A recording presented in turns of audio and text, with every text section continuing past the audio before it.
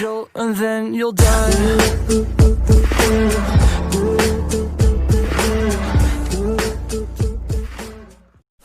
अस्सलाम वालेकुम। तो आज हम पढ़ेंगे ऑपरेटर्स को पढ़ेंगे। ऑपरेटर्स में सबसे पहले हम देख लेते हैं अरिथमेटिक ऑपरेटर्स। अरिथमेटिक ऑपरेटर्स के लिए मैंने सिंपल सा प्रोग्राम लिख दिया है यहाँ पे। Hash include I stream using namespace STD. दो यहाँ पे वेरिएबल्स मैंने इनिशियलाइज करा दी, जिसको मैंने ए में 3 की वैल्यू स्टोर करा दी, बी में 4 की वैल्यू स्टोर करा दी है। यहाँ पे सिंपल सा अरिथमेटिक ऑपरेटर्स हमारे पास होते हैं सम, प्रोडक्ट, डिवीजन। ये सब हमारे पास अरिथमेटिक ऑपरेटर्स में आ जाते हैं। यहाँ पे मैंने इन सबको ले लिया है। तो इसमें जो है हमारे पास अ, दो जो है, एक पोस्ट इंक्रीमेंट और ये प्री इंक्रीमेंट नई चीज़ है आपके लिए। ये मैं अभी आपको समझा देता हूँ इसके किस तरह से आ रहा है। इसको मैं पहले आपको रन करवा देता हूँ। यहाँ मैंने रन करवा दी, इसकी वैल्यूज़ आ गई हैं। यहाँ पर देखें, सम तो आपके पास नॉर्मल आ रहा है, सम। और ये मल्टीप्लिकेशन, डिवीजन डिवीजन यहाँ पे आप देख रहे हैं ज़ीरो आ रही है। जबकि 3/4 करते हैं तो हमारे पास 0.7 आता है। जब मैथ्स में अगर आपने देखें तो हम वैल्यू को राउंड ऑफ करके लिख देते हैं, 1 लिख देते हैं। यहाँ पे हम ऐसा नहीं करते। यहाँ प्रोग्रामिंग लैंग्वेज है। प्रोग्रामिंग लैंग्वेज में हम क्या करते हैं, पॉइंट के बाद जो भी हमारे पास डिजिट्स होते हैं उसको हम इग्नोर कर देते हैं, और जो पॉइंट से पहले जो हमारे पास जो भी आता है नंबर, उसको हम लिख देते हैं। यहाँ पे 0.7 आ रही थी तो हमने 0 लिख दिया। अब अगर 1.9 भी आएगी तो हमारे पास हम क्या लिखेंगे, 1 ही लिखेंगे। तो इस तरह से हम लिखते हैं। और ये मॉड सेम आ रहा है हमारे पास, 3 जैसे नॉर्मल चीज़ है। और यहाँ पे पोस्ट इंक्रीमेंट मैं आपको बता देता हूँ क्या चीज़ होती है। पोस्ट इंक्रीमेंट हमारे पास ये होता है कि हम लोग पहले जो है वैल्यू, जो भी हमारे पास वैल्यू है उसको पहले हमने जो है प्रिंट करवाना है, और फिर हमने उसको पहले जो हमने सेम सेम वैल्यू को प्रिंट कराना है, और फिर उसमें हमने इंक्रीमेंट कर देना 1 का। तो हमारे पास वैल्यू क्या थी, एक ही 3 थी। तो 3 को हमने सेम प्रिंट करवा दिया, उसके बाद जो हम इंक्रीमेंट कर रहे हैं। तो 3 से हमारे पास पहले हमने हमारे पास सीधा से 3 ऐसी आ गई। ठीक है। तो उसके बाद हमने जब इंक्रीमेंट कराया हमारे पास 4 होगी वैल्यू, एक की वैल्यू 4 स्टोर होगी प्रोग्राम में। फिर हम यहाँ पे प्री इंक्रीमेंट ले रहे हैं। प्री इंक्रीमेंट का मतलब ये है कि हम पहले इंक्रीमेंट करेंगे वैल्यू को, फिर हम उसको प्रिंट करवाएंगे। तो यहाँ पे जब हमने 4 होगी थी यहाँ पे हमारे पास वैल्यू, क्योंकि हमने ए जब प्रिंट करवाया तो 3 थी, उसको हमने इंक्रीमेंट किया 4 होगी। और फिर यहाँ पे जब हम दोबारा यहाँ पे प्री इंक्रीमेंट हो रहा है तो पहले इंक्रीमेंट करेंगे, कितनी हो जाएगी, 4 से 5 हो जाएगी। और फिर हम ए को प्रिंट करवाएंगे तो कितनी, 5 हमारे पास प्रिंट आएगी। अब यहाँ पे हमारे पास 5 प्रिंट हो गई है।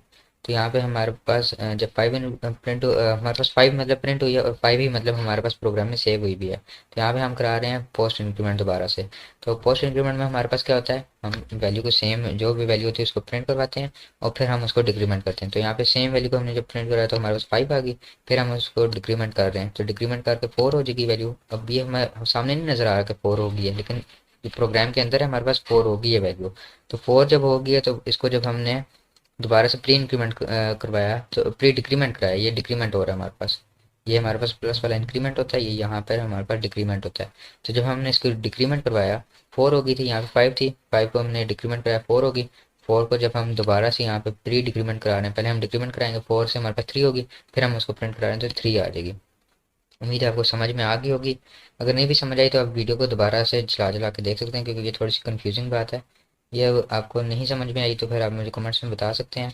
वैसे आपको समझ आ जानी चाहिए, क्योंकि मैंने काफ़ी अच्छी तरीके से मैंने कोशिश की है कि समझ आए आपको। यहाँ पे मैं आगे इसको थोड़ी सी लाइन ब्रेक दे देता हूँ। लाइन ब्रेक में जो है स्पेस एस्केप सीक्वेंस करेक्टर से दूंगा। एस्केप सीक्वेंस करेक्टर होता है हमारे पास एंड, लाइन ब्रेक के लिए। यहाँ पे 3 लाइन की स्पेस दे देता हूँ। आगे हमारे पास अरिथमेटिक्स जो ऑपरेटर्स के बाद हमारे पास आ जाते हैं असाइनमेंट ऑपरेटर। असाइनमेंट ऑपरेटर कौन से होते हैं, ये मैं दिखा देता हूँ।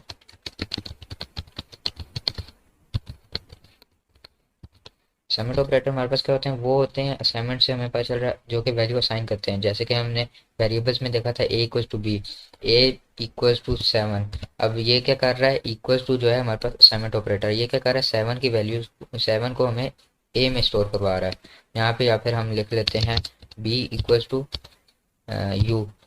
अब यू को हमें बी में स्टोर करवा रहा है, तो ये हमें साइन करवा रहा है वैल्यू। यहाँ पे इसको मैं कमेंट कर देता हूँ, ये समझ आ गई होगी आपको।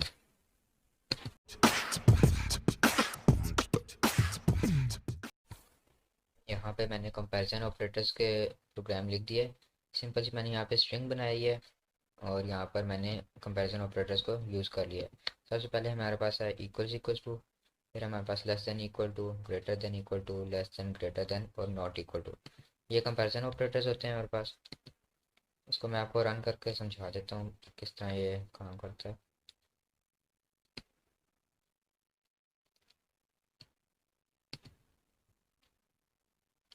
तो यहाँ पर ये रन हो गया। ये हमारे पास अरिथमेटिक ऑपरेटर्स वाला जो हम कर चुके हैं यहाँ पर आ गया। A equals to, A equals to मतलब कि ए जो है इक्वल्स टू जो हमारे पास कंपेयर करने के लिए यूज़ होते हैं कि भाई इक्वल है या नहीं है। नहीं है तो फिर फॉल्स आ जाएगा। ज़ीरो के लिए, ज़ीरो हमारे पास होता है फॉल्स के लिए और ट्रू होता है वन के लिए। तो इक्वल टू नहीं है, फॉल्स आ गया। लेस देन इक्वल टू बिल्कुल सही है। ए जो है लेस है, लेस हो या इक्वल हो तो हमारे पास ट्रू आएगा। तो लेस है तो वन आ गया। यहाँ पे ग्रेटर देन है तो ज़ीरो आ गया। लेस है वन आ गया, ग्रेटर देन है ज़ीरो आ गया। यहाँ पे अब नॉट इक्वल टू, हमारे पास दोनों नॉट इक्वल टू हैं, दोनों दोनों की वैल्यूज़ जो हैं अलग हैं तो वन आ गए, ट्रू हो गई वैल्यू। ये हमारे पास है कंपैरिजन ऑपरेटर्स। आगे हमारे पास हैं, इसके बाद आ जाते हैं लॉजिकल ऑपरेटर्स।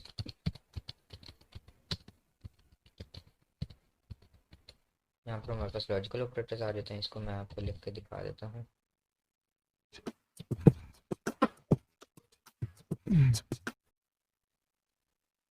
तो यहाँ पर जो है मैं लॉजिकल ऑपरेटर्स लिख चुका हूँ, सिंपल सा प्रोग्राम लिख चुका हूँ। यहाँ पे सी आउट कर देते हैं, एस्केप सीक्वेंस से करेक्टर यूज़ कर लेते हैं ताकि हमें कंसोल पे समझ आ जाए। ठीक है, यहाँ पर मैंने यूज़ कर लिया। अब यहाँ पर जो है हमारे पास तीन किस्म के लॉजिकल ऑपरेटर होते हैं। ये हमारे पास है एंड लॉजिकल ऑपरेटर, ये हमारे पास और ये है नॉट। तो ये तीन हमारे पास यूज़ हुए हैं। यहाँ पर एंड में जो है हमारे पास दो कंडीशंस होती हैं, दोनों कंडीशंस का ट्रू होना लाजमी है। अगर दोनों कंडीशन ट्रू होंगे तभी हमारे पास ट्रू वैल्यू आएगी आउटपुट में। और यहाँ पर और ऑपरेटर यूज़ हुआ है। और ऑपरेटर में हमारे पास किसी भी एक वैल्यू का हमारे पास ट्रू होना लाजमी है। कोई भी अगर एक भी वैल्यू ट्रू होगी तो फिर हमारे पास ट्रू आ जाएगा। तो यहाँ पर हमारे पास जो है एंड में दोनों वैल्यूज़ का ट्रू होना लाजमी है, और में कोई भी एक वैल्यू। जिस तरह हमारे पास गेट्स यूज़ होते हैं। और यहाँ पर हमारे पास नॉट है। नॉट हमारे पास क्या करता है, नॉट हमारे पास जो वैल्यूज़ को है उल्टा कर देता है, ऑपोजिट वैल्यू ले आता है। अगर ट्रू होगी तो फॉल्स कर देगा, फॉल्स होगी तो ट्रू कर देगा। बस इतना सही है यहाँ पर। इसको हम आउटपुट्स में देख लेते हैं। यहाँ पर जो है हमारे पास A is less than B, बिल्कुल सही है। ए जो है लेस देन बी के है। एक वैल्यू एक जो है हमारे पास कंडीशन ट्रू हो गया है। अब दूसरी कंडीशन को देखते हैं, ए इक्वल टू बी, जो कि फॉल्स हो गया है। बस दूसरी कंडीशन फॉल्स हो गई तो हमारे पास फॉल्स आ रहा है, क्योंकि हमारे पास दोनों कंडीशन का ट्रू होना लाजमी था। यहाँ पर A is greater than B, A जो है ग्रेटर देन बी, फॉल्स। जो कि हमारे पास ए जो है लेस देन बी है तो हमारे पास फॉल्स हो गई कंडीशन। दूसरी कंडीशन भी अगर ट्रू हो जाती तो भी हमारे पास ट्रू आ जाता है, लेकिन दूसरी कंडीशन भी फॉल्स है, इसलिए हमारे पास फॉल्स आ रहा है। यहाँ पर नॉट है। नॉट मैंने किस लिए यूज़ किया है, नॉट मैंने इसलिए यूज़ किया है वैल्यू को ऑपोजिट करने के लिए। वैल्यू को ऑपोजिट कर दिया, यहाँ पे ट्रू वैल्यू आ रही थी, यहाँ पे ज़ीरो आ रही है। तो यही थी हमारे पास। अगर मैं यहाँ पर A is less than B कर दूँ, मतलब कि एक कंडीशन को ट्रू कर दूँ, एक कंडीशन जब ट्रू होगी तो फिर क्या होगा, हमारे पास ट्रू वैल्यू आएगी, क्योंकि यहाँ पर मैंने और ऑपरेटर यूज़ किया। और ऑपरेटर के लिए हमारे पास कोई किसी भी एक कंडीशन का ट्रू होना लाजमी है। तो एक कंडीशन ट्रू होगी तो हमारे पास ट्रू आंसर आ जाएगा। तो यहाँ पर हमारे पास वन आ जाएगा। ये देखिए यहाँ पे वन आ गया। तो यही यही थे हमारे पास logical operator, comparison operator, assignment operators और अरिथमेटिक ऑपरेटर्स।